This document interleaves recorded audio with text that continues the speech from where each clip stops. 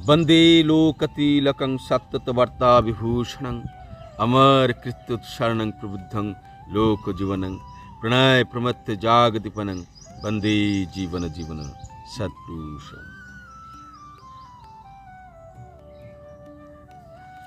परम प्रेममय श्री श्री ठाकुरेर श्रीचरण कमले आमार अनंत कोटी भक्तिपूर्ण प्रणाम। আজকে আমার এই ভিডিও যারা শুনছেন দেখছেন আমার সঙ্গে থাকছেন তাদের জন্য, এবং যারা না শুনছেন থাম্বনেল দেখে চলে যাচ্ছেন সকলের জন্য আমি মানব জীবনের মূল উদ্দেশ্য ঈশ্বর প্রাপ্তি।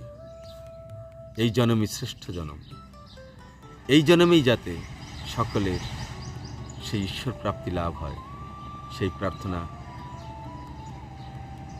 আমি শ্রী শ্রী ঠাকুরের পরম দয়ালের রাঙারাতুল চরণে রাখি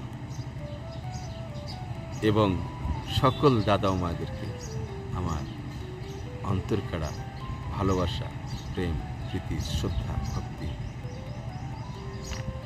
ও প্রাণানন্দিত জয় দিই। আশা করি সকলেই ভালোই আছে পরম দয়ালের অসীম কৃপায়। আজকে আমরা আসুন বেশি কথা না বাড়িয়ে পথের কড়ি পুস্তকের থেকে পরম প্রেমময় শ্রী ঠাকুরের অমৃত গ্রন্থ পথের কড়ি থেকে একটি বাণী পাঠ করব। এর পূর্বে আমি পাঠ করেছিলাম যে বাণীটি, সেই বাণীটির সূত্র ধরে চতুর্থ বাণীতে যাচ্ছি। যদি কেউ না শুনে থাকেন আগের বাণীটি শুনে নেবেন, এর আগের ভিডিওতে আছে।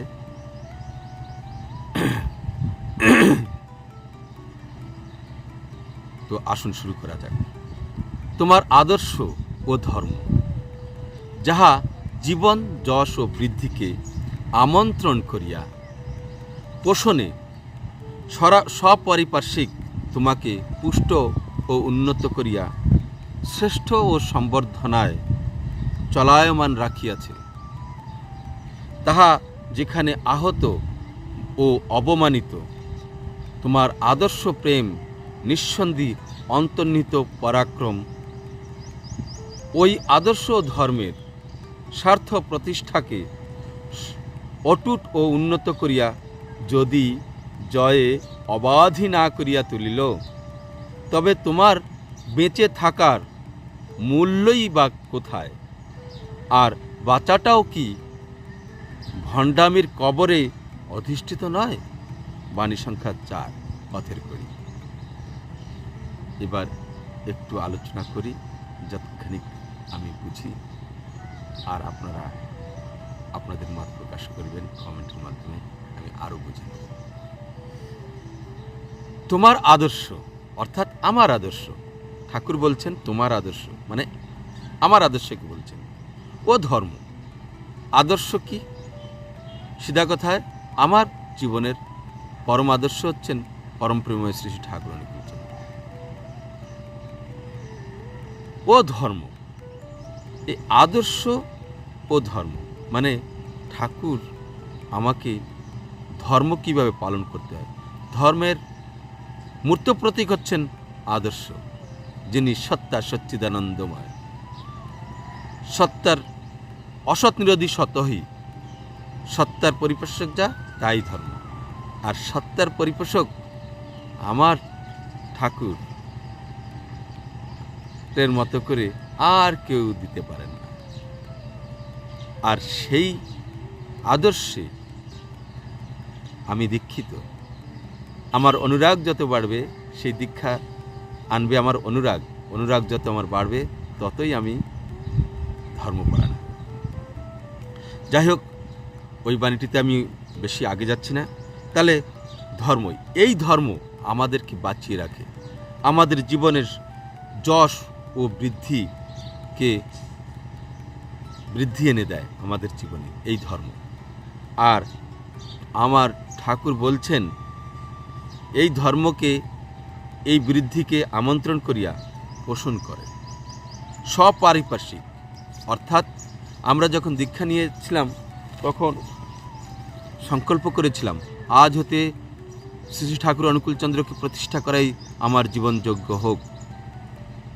পাড়া প্রতিবেশীর আপদ বিপদ, সুবিধা অসুবিধা সময় আমি সেখানে থাকব এবং বাক অর্থ কর্মের ভিতর দিয়ে তাদের সেবা শুশ্রূষা করব, পোষণ দেব। এটাই আমাদের প্রতিজ্ঞার মূল অর্থ ছিল। তাই বলছেন স্বপারিপার্শ্বিক, এই পারিপার্শ্বিকে যখন আমি সেবা দেব, তাদের পোষণ দেব, উন্নতির সম্বর্ধনার জন্য সহায়ক হয়ে উঠব, তখন তারা আমাকে কি করবেন? পুষ্ট করবেন। আমি তাদের থেকে পুষ্ট হব, তাদের থেকে উন্নত হব। তাই ঠাকুর বলছেন তোমার আদর্শ ধর্ম যাহা জীবন যশ ও বৃদ্ধিকে আমন্ত্রণ করিয়া পোষণে স্বপারিপার্শ্বিক তোমাকে পুষ্ট উন্নত করিয়া শ্রেষ্ঠ সম্বর্ধনায় চলায়মান রাখিয়াছে। এই ধর্ম, এই আদর্শকে মেনে চলার মাধ্যমে আমার স্বপারিপার্শ্বিক আমার প্রতি তুষ্ট ও তৃপ্ত হয়ে আমাকে পুষ্ট করে, উন্নত করে, পোষণ দেয় আর শ্রেষ্ঠতে সমবর্ধনার সঙ্গে ধরে রেখেছে। আমাকে এই পারিপার্শ্বিক, এই ধর্ম আমাকে ঠেলে একটা এমন জায়গায় রেখে দিয়েছেন যেটা কি আমি বর্ধনার পথে চলছি, উন্নতির পথে চলছি, শ্রেষ্ঠের দিকে এগিয়ে যাচ্ছি।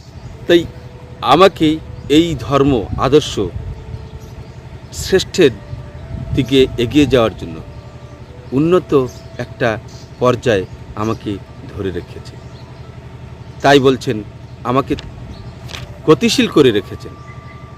তাই ঠাকুর বলছেন এই চলমান অবস্থায় এই গতিশীলতাকে, যে গতিশীলতাটা যেখানে আহত বা অবমানিত হয়, আগে আর বাড়তে পারে না, নিচের দিকে যায়, অধোগতি হয়।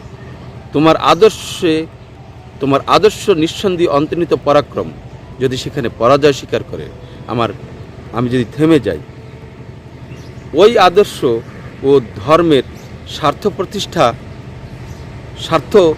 ও প্রতিষ্ঠার জন্য যদি আমি অটুট হয়ে উন্নত না হতে পারি এবং এই আনন্দের অবাধ হয়ে যদি ইষ্ট প্রতিষ্ঠাকে এগিয়ে নিয়ে যেতে না পারি, তাহলে ঠাকুর বলছেন তোমার বেঁচে থাকার মূল্যই বা কোথায়? মানে আমার বেঁচে থাকার লাভটা কি? আর যদিও বেঁচে থাকি, তাহলে ভণ্ডামির কবরে অধিষ্ঠিত নয় কি? তারপরে আমি ভণ্ড হয়ে যাচ্ছি, আমি ভণ্ডামির গোলাম হয়ে যাচ্ছি এবং ঠাকুর বলছেন তার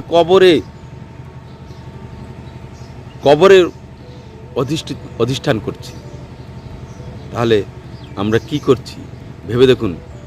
আজ থেকে আমাদের কি হওয়া উদ্দেশ্য? প্রতি কর্মে, প্রতি পদক্ষেপে, প্রতি চিন্তা চলন সব কিছুর মধ্যে ইষ্টকে প্রতিষ্ঠা করতে হবে এবং সেটা চালিয়ে দিতে হবে আমার স্বপারিপার্শ্বিকের মধ্যে। এটা যদি আমি না করি তাহলে আমি ভণ্ড। এটা যদি আমি করার চেষ্টা না করি, আমি যদি আনন্দের সহিত, তাই বলছেন জয় অবাধি না করিয়া তুলিল, এই নেশা, এই উদ্যম যদি আমাকে জয়ের পথে, অবাধ মানে কোনো বাধ আমাকে আটকাতে পারবে না। যদি এমনিভাবে যদি পরাক্রমী না হয়ে উঠি, তাহলে আমি কিন্তু ভণ্ডের কবলে যাচ্ছি। তাই যদি কেউ ঠাকুর অনুকূলচন্দ্রের শিষ্যকে ভণ্ডামি বলতেই পারে, কেননা সত্যিকারের আমরা নিজেরা বুঝতে পারবো, চিন্তা করলে দেখতে পারবো আমরা ভণ্ড না সত্যিকারের ঠাকুরকে ধরে এগিয়ে চলছি। তাই ঠাকুর বলেছেন এক জায়গায় যে কেউ যদি আমার একটা কথাকেও বাস্তবে পরিণত করে বা নিজের জীবনে তুলে নেয়, নিজের জীবনে ব্যবহার করে, তাহলে আর অন্য কথাগুলিও, অন্য বাণীগুলিও তার কিছু কিছু তার জীবনে প্রতিষ্ঠিত হয়, বসে যায়, তার সঙ্গে যায়। তাই আসুন আমরা ঠাকুরকে ধরেছি, আমরা অতি ভাগ্যবান। আমরা সবাই ঠাকুরকে নিয়ে সুখে শান্তিতে ঠাকুরের কথা অনুসারে ঠাকুরের প্রত্যেকটি কথাকে গুরুত্ব দিয়ে আমরা আমার জীবনকে সাজিয়ে নিই। সবাই ভালো থাকবেন। আজকের জন্য এইটুকুই। আবার একটা পরবর্তী ভিডিওতে আসছি, আপনাদের সঙ্গে দেখা হবে। ততক্ষণের জন্য আমাকে বিদায় দিন এবং লাইক, কমেন্ট ও সাবস্ক্রাইব করে আপনাদের মতামত প্রকাশ করতে ভুলবেন না।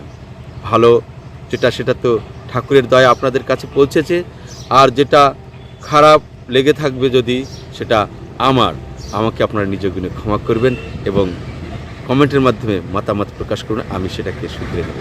এটাই আমার চরম পাওয়া হবে। জয় গুরু। সকলে ভালো থাকুন। সর্বে সুখিনো ভবন্তু, সর্বে সন্তু নিরাময়া, সর্বে ভদ্রাণি পশ্যন্তু, মা কশ্চিৎ দুঃখভাগ ভবেৎ।